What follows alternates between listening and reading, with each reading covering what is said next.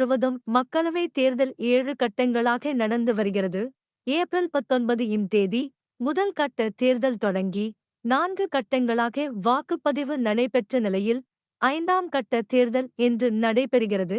அதன்படி உத்தரப்பிரதேசத்தில் 14, மகாராஷ்டிராவில் 13, மேற்கு வங்கத்தில் 7, பிகார், ஒடிசாவில் தலா 5, ஜார்க்கண்டில் 3, ஜம்மு காஷ்மீர், லடாக்கில் தலா 1 தொகுதியென மொத்தம் 49 தொகுதிகளில் இன்று வாக்குப்பதிவு நடக்கிறது. அனைத்து வாக்குச்சாவடிகளிலும் காலை 7 மணி முதல் மாலை 6 மணி வரை வாக்குப்பதிவு நடைபெறும். சீனாவில் கடந்த 2019ஆம் ஆண்டு கண்டறியப்பட்ட கரோனா வைரஸ் தொற்று பின்னர் உலகம் முழுவதும் பரவியது. தற்போது பல நாடுகளில் இயல்பு நிலை திரும்பிய நிலையில் சிங்கப்பூரில் கரோனா வைரஸ் பாதிப்பு அதிகரித்து வருகிறது. இது பற்றி சிங்கப்பூர் சுகாதார அமைச்சர் கூறியதாக ஸ்ட்ரெய்ட்ஸ் டைம்ஸ் நாளிதழ் செய்தி வெளியிட்டுள்ளது. அதில், நாட்டில் கரோனா புதிய அலை வேகமெடுக்கத் தொடங்கியுள்ளது. தொற்று பாதிப்பு தொடர்ந்து அதிகரித்து வருவதை பார்க்க முடிகிறது. இந்த அலை அடுத்த 2 முதல் 4 வாரங்களில் ஜூன் இறுதியை ஒட்டி உச்சத்தைத் தொட வாய்ப்புள்ளதாக கணிக்கப்பட்டுள்ளது. இப்போது நாம் புதிய அலையின் தொடக்கத்தில் இருக்கிறோம். வரவிருக்கும் விஷயங்களுக்கு சுகாதார அமைப்பு நம்மை தயார்படுத்திக் கொள்ள வேண்டுமென்று நான் நினைக்கிறேன். கரோனா பாதிப்புகளை கருத்தில் கொண்டு பொதுமக்கள் முகமூடியை அணிய வேண்டும் என்றார்.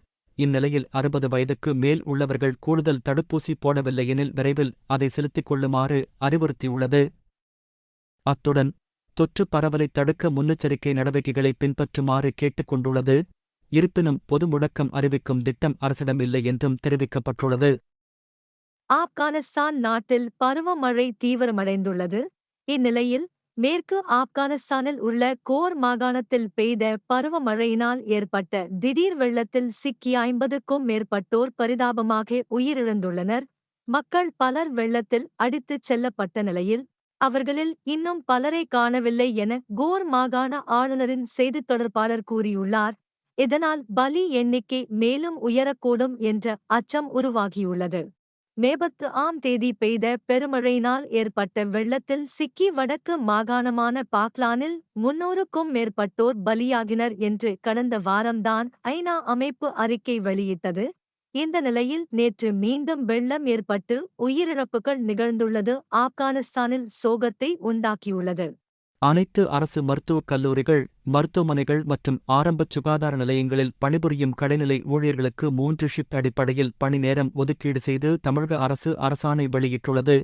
காலை 6 மணி முதல் மணி 1 மணி வரை முதல் ஷிப்ட், மதியம் 1 மணி முதல் இரவு 9 மணி வரை இரண்டாவது ஷிப்ட், இரவு 8 மணி முதல் காலை 6 மணி வரை மூன்றாவது ஷிப்ட் என 3 ஷிப்ட் அடிப்படையில் பணிநேரம் ஒதுக்கீடு செய்யப்பட்டுள்ளன. உயர் நீதிமன்ற மதுரை கிளை உத்தரவுப்படி ஷிப்ட் அடிப்படையில் பணிநேரம் ஒதுக்கீடு செய்யப்படுவதாக அரசாணையில் தமிழக அரசு தெரிவித்துள்ளது. அரசு மருத்துவக் கல்லூரிகள், மருத்துவமனைகள் மற்றும் ஆரம்ப சுகாதார நிலையங்களில் பணிபுரியும் செவிலிய உதவியாளர் தரம் 2 மருத்துவமனை பணியாளர்கள் மற்றும் துப்புரவு பணியாளர்களுக்கு ஷிப்ட் அடிப்படையில் இனி பணி அமையும். முதல் ஷிப்டில் 50% பணியாளர்களும் மற்ற 2 ஷிப்ட்களில் தலா 25% பணியாளர்களும் சுழற்சி முறையில் பணியமர்த்தப்படுவார்கள் என்று கூறப்படுகின்றது. திருமங்கலம் சொரிக்காம்பட்டி அருகேயுள்ள பெருமாள் கோவில் பட்டியில் காவல் தெய்வமான கரும்பாறை முத்தையா கோயில் அமைந்துள்ளது. இங்கு ஆண்கள் மட்டும் பங்கேற்கும் பிரமாண்ட அசைவ உணவு திருவிழா ஆண்டுதோறும் நடைபெறும். இதன்படி பக்தர்கள் நேர்த்திக்கடனாக கோயிலுக்கு கருப்பு நிற ஆடுகளை வழங்குவர். கோயில் வளாகத்தில் பக்தர்கள் விட்டுச் செல்லும் ஆடுகள் அப்பகுதியில் உள்ள நிலங்களில் மேய்ச்சலுக்குச் செல்லும். சுவாமியே தங்கள் வயலில் இரை தேடுவதாக நம்பும் இப்பகுதி மக்கள் ஆடுகளை விரட்டுவதில்லை.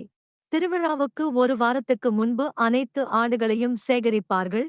நேற்று நடந்த விழாவில் சுவாமிக்கு பொங்கல் வைத்து 125 ஆடுகள் பலியிடப்பட்டன. மேலும் 2500 கிலோ அரிசியை பயன்படுத்தி சாதம் சமைக்கப்பட்டது. சாதம், இறைச்சியை சுவாமிக்கு படைத்து சிறப்பு பூஜை நடந்த பின்னர் அன்னதானம் நடைபெற்றது.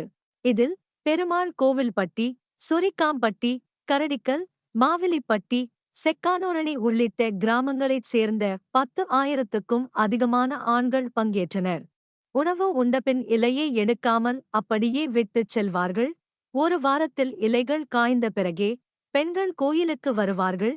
விழா ஏற்பாட்டாளர்கள் கூறும்போது, இந்த விழாவில் அனைத்து சமூகத்தினரும் பங்கேற்பர்.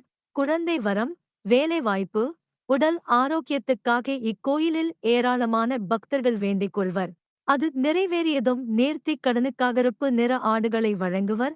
ஆண்டுதோறும் ஆடுகளின் எண்ணிக்கை அதிகரித்தபடியே உள்ளதால் விழாவும் சிறப்பாக நடக்கிறது என்றனர்.